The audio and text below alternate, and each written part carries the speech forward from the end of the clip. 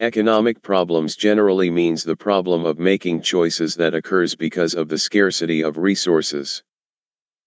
However, in microeconomics, these questions are approached from a different perspective, focusing on the behavior and decision-making of individual consumers, producers, and markets. Here is how these questions apply to microeconomics. What to produce? How to produce? For whom to produce?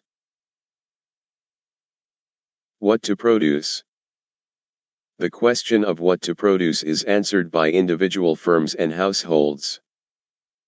Firms must decide what goods and services to produce, based on consumer demand and profitability.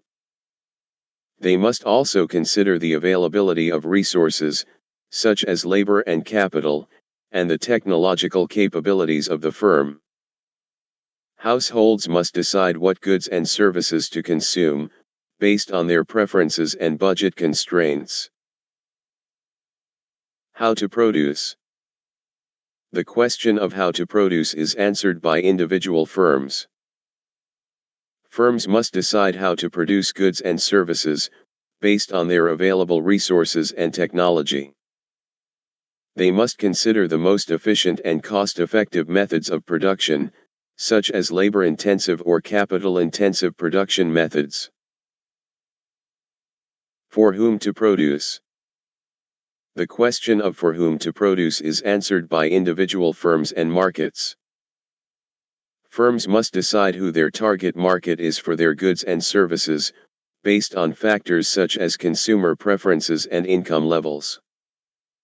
Markets must determine how goods and services are allocated among buyers, based on the forces of supply and demand.